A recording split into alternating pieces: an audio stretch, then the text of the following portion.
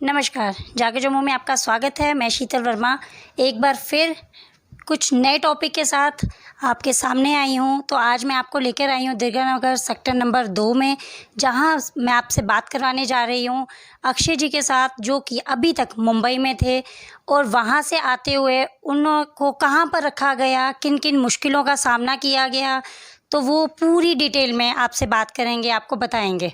तो आइए चलते हैं, उनसे बात करते हैं। बड़ा बड़ा स्वागत है आपका अक्षय जी हमारे इस कार्यक्रम में।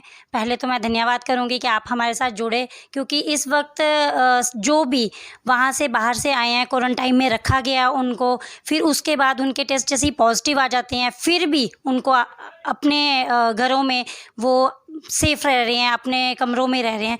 तो किस किस सामना करना पड़ा चीज़ों का, वो पूरी डिटेल में मैं चाहती हूँ आप हमारी जनता को बताएं। जी नमस्कार। मैं जागो जम्मू का बहुत बड़ा स्वागत करता हूँ कि आपने मेरा इंटरव्यू लिया। और मैं ये कहना चाहता हूँ कि मैं मुंबई से जब आया तो मैंने बहुत सारी प्रॉब्लम्स फेस की, क्योंकि मैंने यहाँ के डिविजनल कमिश्नर को भी मेल किया था। कहा था कि हम मुंबई में फंसे हुए हैं, तो हमारे लिए कुछ पर्याप्त ट्रांसपोर्ट का ज़रिया बनाया जाए कि हम वहाँ से यहाँ पे आ सके। तो फिर उन्होंने कुछ श्रमिक ट्रेन्स का वहाँ से शुरू किया, मुंबई से जम्मू का। तो हम तो लेकिन फिर भी स्पेशल ट्रेन में है, राजधानी में है, मुंबई से दिल्ली, फिर दिल्ली से जम्मू है। फिर हमारा जम्मू में टेस्ट हुआ था कोविड-19 का। तो उसके बाद हमको टेस्ट के बाद हमारे को क्वारंटाइन सेंटर में रखा गया था, जो कि अखनूर में बना था हमारा क्वारंटाइन सेंटर। तो वहाँ पे हमारे को कोई मुश्किल तो नहीं हुई। वहाँ पे हमको सब कुछ मतलब गवर्नमेंट के ज़रिए जितनी भी फैसिलिटीज़ थी, जितना भी उनका मतलब जितना भी फैसिलिटी थी, सब कुछ अच्छा था। वहाँ के चाहे खान पान का देखिए या वहाँ का रहन सहन का, मतलब सब कुछ अच्छा था। वहाँ पे रूम्स वगैरह दिए हुए थे फैमिलीज़ को, और बाथरूम्स भी बहुत अच्छे थे। तो बस यही। फिर उसके बाद जब हमारा रिपोर्ट आया तो हमको कुछ 3-4 दिन लग गए। तो जब हमारा रिपोर्ट आया, हमको मोबाइल पे भी एक डीसी ऑफिस से रिपोर्ट आया था कि आपका जी नेगेटिव आया है, तो अब आप घर जा सकते हैं।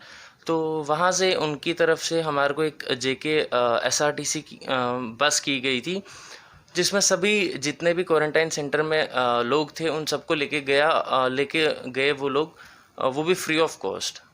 तो वहाँ के जो खाने-पीने के अरेंजमेंट्स थे वो कैसे थे? कुछ लोगों का तो कहना है कि एक ही रूम में 70 लोगों को रखा गया था और खाने-पीने के अरेंजमेंट थे, कुछ भी नहीं थे और वॉशरूम भी एक था। क्या आपको भी ये प्रॉब्लम फेस करनी पड़ी थी? नहीं, बिल्कुल नहीं। एक्चुअली हम तो उल्टा स्कूल में रह रहे थे, तो हमारे साथ फीमेल्स भी थी और मेल्स भी थे। जहाँ तक मेरे देखने का नज़रिया है, और जहाँ तक हमने वहाँ पे सबसे बात भी की, वहाँ पे सबसे पूछा भी गया था फिर बाद में कि आपको कैसा लगा यहाँ का खान-पान और यहाँ के जितने भी रूम्स वगैरह थे। वहाँ पे तो फैमिली को एक-एक रूम दिया था, और रूम्स में सिर्फ 4 कॉर्नर्स में 4 लोगों को बिठाया गया था। इवन ये तक कि वहाँ के मैट्रेसेस तक नए थे, वो यूज़ भी नहीं हुए थे, और वहाँ के बेडशीट्स वगैरह नए थे। और वहाँ के बाथरूम्स, वो ये खुद पे है इंसान पे कि वो कितना क्लीन रखेगा। हम वहाँ पे खुद क्लीन करते थे, क्योंकि हमको मालूम है हम लोग वहाँ पे रह रहे, तो अगर हम नहीं क्लीन करेंगे तो कोई क्यों करेगा। जब तक हम मतलब इनिशिएटिव नहीं लेंगे, भाई हम क्लीन कर रहे तो फिर इवनली अच्छा तो रहेगा ही ना वहाँ पे, ऐसी बात है। अब लोग गंदा कर रहे हैं तो फिर उनको खुद ये भी सोचना चाहिए ना कि भाई हम ही साफ़ करें। वो गंदा करके छोड़ के चले जाते हैं। लोग ये समझते नहीं है कि हमारे लिए ही तो है, गवर्नमेंट इतना कुछ कर रहा है, वो हमारे लिए ही तो कर रहा है, ये बात है। जैसे कि मुझे आपके पेरेंट्स ने बताया कि जब से आप आए हो आपने अपने आप को रूम में ही बंद करके रखा है, आपने अपने यूटेंसिल्स, इवन आपके क्लोथ्स, एक्स्ट्रा एक्स्ट्रा जो भी चीज़ें हैं वो सब कुछ आप अलग रख रहे हैं, ऐसा क्यों? जी, जैसे गवर्नमेंट की गाइडलाइंस है, हम क्वारंटाइन सेंटर के बाद भी हमारा जब नेगेटिव आ जाता है, कुछ थोड़े बहुत सिम्पटम्स आने के चांसेस होते हैं। फिर भी हम गवर्नमेंट की गाइडलाइंस ये कहती है कि क्वारंटाइन सेंटर के बाद भी जब रिपोर्ट आपकी आ जाती है, उसके बाद भी आप 14 डेज़ आप होम क्वारंटाइन कीजिए अपने आप को। वैसे ही अब मेरे घर वाले भी पढ़े लिखे हैं, उनको भी पता है कि भाई होम क्वारंटाइन क्या होता है। और हम अपने बेटे से, इवन मैं इतने टाइम के बाद आया हूँ मुंबई से यहाँ पे जम्मू, फिर भी वो मेरे को बोल रहे हैं, उनको भी पता है कि हमारे बेटे को अगर हम खुद से दूर रखेंगे, ये हमारे लिए भी अच्छा है और हमारे बेटे के लिए भी अच्छा है। तो ये बात है। इसीलिए मेरे घर वालों ने मेरे रूम में सारे बर्तन वगैरह ला के रखे हैं, सब कुछ मैं घर पे ही बैठा होता हूँ, रूम पे ही बैठा होता हूँ। इवन अलग रूम दे के रखा हुआ है मेरे घर वालों ने हमको, ये बात है। जी हाँ, बिल्कुल सही कहा इन्होंने। इनको भी गवर्नमेंट के रूल्स फॉलो करने चाहिए। इसी के साथ हमें एक छोटा-सा इनसे मैसेज लेंगे, जो कि ये पब्लिक को मैसेज बताएँगे, और मैं चाहूँगी कि प्लीज़ वो पूरी पब्लिक फ़ॉलो करें। जी, आप लास्ट में क्या मैसेज देना चाहेंगे? जी, मैं यही बोलना चाहता हूँ सबसे कि जो भी गवर्नमेंट गाइडलाइंस दे रही है वो हम लोगों के लिए ही दे रही है, वो किसी और के लिए नहीं है, हम लोगों के लिए ही दे रही है। तो अगर हम उसका पालन करेंगे तो हम सब सेफ़ रहेंगे।